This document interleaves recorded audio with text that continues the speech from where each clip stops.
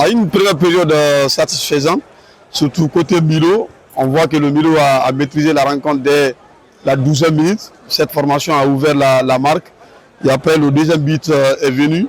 Et on a vu cette formation du Milo FC de Cancan assez expérimentée, assez mature face à cette formation de Karfamouria FC. Mais il faut avoir le courage de le dire que les 10 dernières ou les 15 dernières minutes, c'est Karfamouria qui avait commencé à prendre l'ascendant, à dominer la rencontre. 2-0, je pense que c'est logique, vu la physionomie de la rencontre, vu la prestation du Milo FC dans cette partie. Vraiment, ils sont en train de s'imposer face à Karfamouria FC, logiquement. Le public de Cancan a répondu compris. Oui, évidemment, ça, c'est pas surprenant. On pensait que le public allait être là parce que le Milo est le plus grand club de la ville. Karfamouria vient de monter. Donc, c'est une aubaine pour ce public-là de regarder ce match-là parce que le derby les a manqués. Le derby, je vous apprends que c'est la 3e fois que le Milo et Karfamouria s'affrontent dans un match officiel. Les 2 premiers, c'était en Ligue 2 et depuis 2021, en 2021, donc quand les 2 équipes évoluaient en Ligue 2, donc les supporters avaient hâte de revoir leurs équipes, avaient hâte de regarder vraiment ces derbys.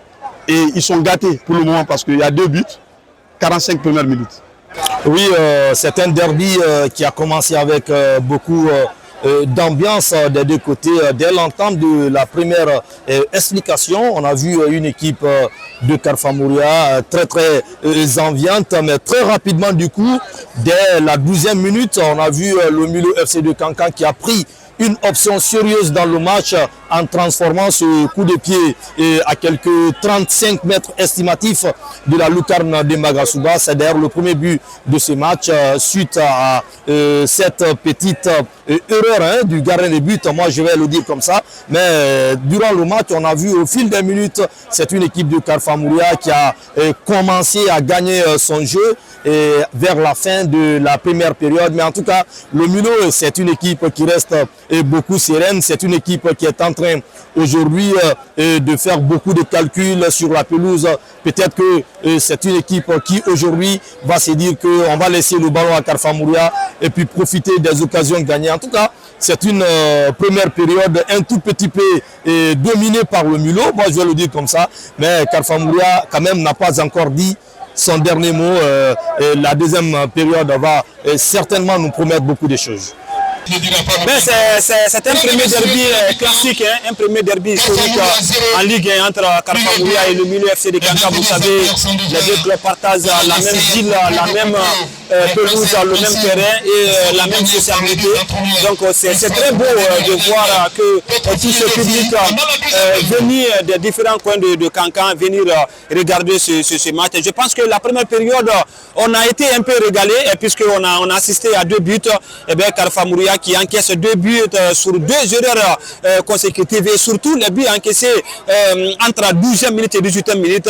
Mais derrière, après ce 2e but, Karfamouria est revenu et donc dans le match, il a récupéré le ballon devant les joueurs de Milo, mais qui n'a pas trouvé quand même pour le moment la feuille. Et sinon, en fin de cette première explication, ben, on a vu une équipe de Karfamouria vraiment qui a mis le pied sur le ballon et là qui a dominé vraiment lors des 15 dernières minutes de cette première explication. Quand même, c'est un derby, comme on aime dire, ça se joue pas, ça se gagne. Le Milo a été réaliste puisque les 2 occasions qu'ils ont obtenues en cette première explication, voilà, ils l'ont mis au fond. Et c'est à Karfamouria maintenant de revenir dans le match puisqu'il y a de la place. Et bien, c'est un derby. Et voilà, tous les joueurs veulent se montrer de quoi ils sont capables. Les entraîneurs aussi, comme on aime dire, la seconde période, c'est toujours une période des entraîneurs. On espère que l'entraîneur de Karfamouria, Ismaël Kaba, qui connaît très bien le Milo, puisque c'est grâce à lui que le Milo a été sacré champion de Guinée pour une première fois en Ligue 1. Et là, il connaît cette équipe. Mais on espère quand même à son retour des vestiaires, il va proposer quelque chose pour que son équipe, d'abord, venir à marquer un premier but et puis peut-être chercher quand même à doubler la mise pour égaliser. Et sans oublier aussi les consignes de l'autre côté pour l'entraîneur du Milo FC de Cancan, et là qui est dans sa toute première saison, mais qui est en train de faire un début de saison vraiment tonitruant. Mais quand même, on est régalé en tant que journaliste, en tant que spectateur. Mais on pense que la seconde période aussi va être très coriace que la première période.